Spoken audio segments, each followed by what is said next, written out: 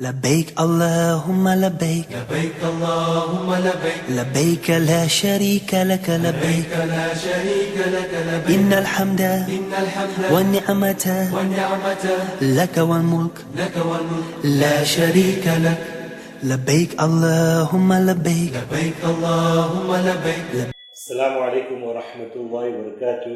Welcome to Proclaim's presentation this evening with myself, Muhammad Coovadia. With me is Maulana Ahmed Pandor and a very special guest from India, Dr. Shuaib. What we will intend doing this evening is to do a presentation and a revision of what the doctor's activities were over the last 3 months.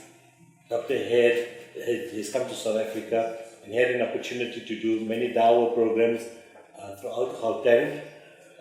And this evening we'd like to have a word with him over some of those issues. Included in the presentation tonight, we're going to be doing a revision of 2 programs that were held by myself and Pastor Rudolf Boshoff and with Maulana Ahmed Pandor in Potchefstroom, together with Pastor Rudolf Boshoff. I'd like to take this opportunity particularly to introduce Dr. Shuaib Sayed is he's with us from India. He's an expert in interfaith dialogue and discussion, comparative religion and biblical studies. Dr. Assalamu alaikum wa rahmatullahi wa barakatuh. Thank you for having us, being with us this evening. Also, I'd like to ask you what your thoughts were about South Africa over the last 3 months. Alhamdulillah, this is not the first time I'm coming to South Africa. I've been coming to South Africa since 2014 and at times in 1 year, twice or thrice, alhamdulillah. This might be 6th or 7th visit to South Africa, alhamdulillah. My experience overall visiting South Africa like this is the same from right beginning, that South Africa is a very good opportunity for Dawah. Very open, very good opportunity for Dawah. The South African blacks, they are open for Islam. They are ready to listen to you, what you want to speak to them. And if they really appreciate, after listening, they appreciate also. And at times when you ask them, explain them properly about Islam, articles of faith and pillars of Islam, and ask them, do you have any problem in this? And they say, I don't have any problem in this. Do you have any problem in following the pillars of Islam? I don't think I should have any problem in following the pillars of Islam. Then I say that you qualify to become a Muslim. Can I tell you how you can become a Muslim now? And alhamdulillah, to this question, there is a very positive response. I can just give you an example. In Polokwane, I just did Dawah table. I met 15 people. Out of these 15 people, two persons only, they said, next time, about accepting Islam, next time. We'll see next time. Next time we talk. Out of 15, 13 of them, they were ready and they accepted Islam on the spot. 13 people, they ready. I calculated the percentage-wise, it comes out to be more than 85% of the time. So, believe me, if you start speaking to the black Muslims, alhamdulillah, the non-Muslims, alhamdulillah, they are ready to become Muslim. They are open to become Muslim. But the only problem, what I find is that the Muslims who are born Muslim, who are Muslim for 30 years, 40 years, like that, born Muslim, they are very reluctant. They are not concerned about Dawah. They are very much not bothered about at all. And this is dangerous. I feel this is very dangerous because there is a hadith of a Prophet ﷺ which says that Allah subhanahu wa ta'ala sent Jibreel alayhi salam to punish one Qarya one time. Jibreel alayhi salam returns back to Allah subhanahu wa ta'ala and says, oh Allah, there is a devout worshipper of yours. He doesn't commit any sin. Shall I punish that person along with those people? So Allah subhanahu wa ta'ala says, punish that person along with those people. In another narration it says, start with him. I am asking Muslims, what was the fault of that person? He was a devout worshipper. He was not committing any sin. But yet Allah subhanahu wa ta'ala is saying, punish that person. And in another narration it says, start with him. The problem, the crime of that person was the same in which we all Muslims are involved at this moment. We are all involved. He was concerned about his own ibadah, his own worship. He was not concerned about others. Muslims are too the same. They are concerned about his own ibadah, their own worship. They are not bothered about another. So we need to train more and more da'is. What I say that if you meet a Muslim, make a point that make that person a da'i of Islam. When you meet a Christian, then you start speaking about Dawah. When you meet a non-Muslim, start speaking about Dawah. So your job is full-time. Whenever you meet anyone, you have to do something.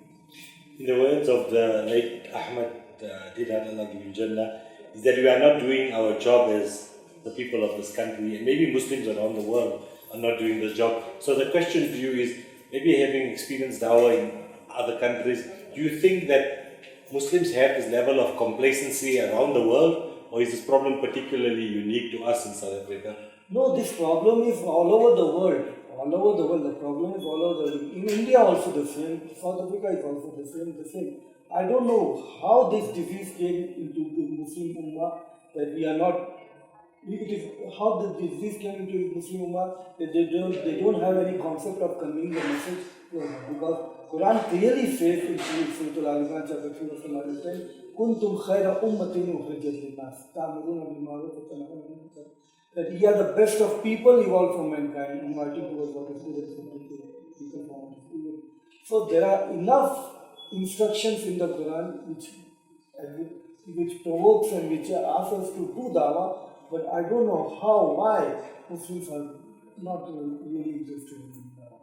So this is our duty to have dawah training programs, have such programs on a regular basis on different localities, and this is what I'm doing when I came from India on 29th January.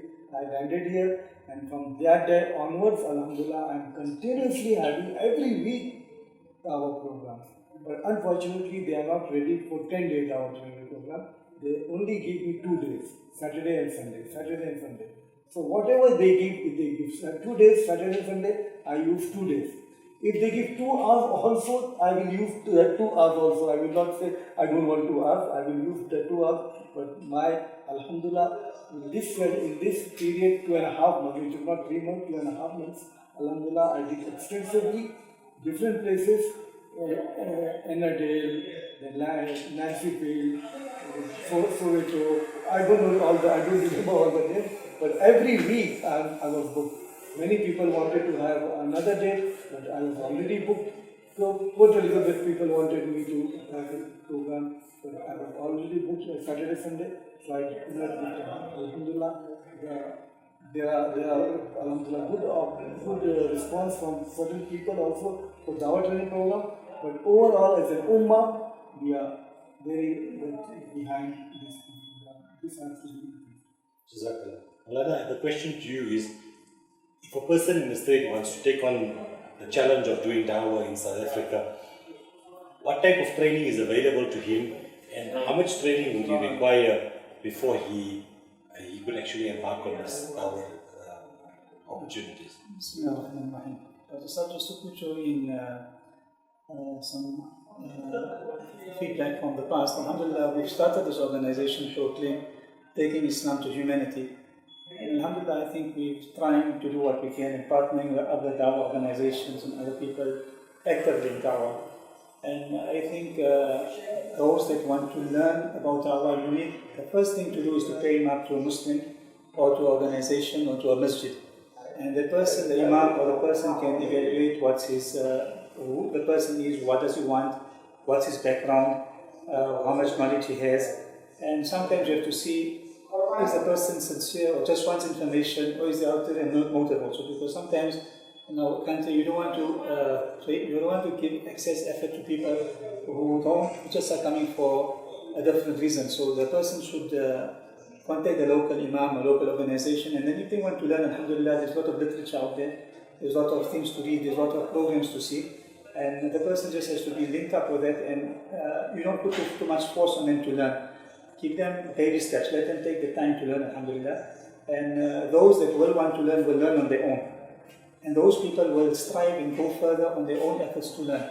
And sometimes you just have to be careful how we do dawah to people, because you don't want to lose something. It's not like you you put the bait out and you cast your rod, and now you've got the fish. Now when your fish is coming to you, you let it go. So you should take care of the person who becomes a Muslim and see to that also. So your training then started from me as an alim. I know you obviously don't have, and alims don't have the experience of interfaith discussions and dialogues. How did your training start, and how did it come to be that you eventually are doing the work of interfaith and Christian discussions? SubhanAllah, Muhammad, some time ago a person gave me a book inviting Muslims to become Christians. It was authored by a person by the name of Fred Nell. And Fred Nell has a group called Christian Concern for Muslims. So after that I read the book and it spurred on some zeal to learn about how to speak to non-Muslims and how to defend the Islamic faith from the onslaught of the Christian missionary world. So I was instructed to go to the Islamic Propagation Center and take my work to them and see how they could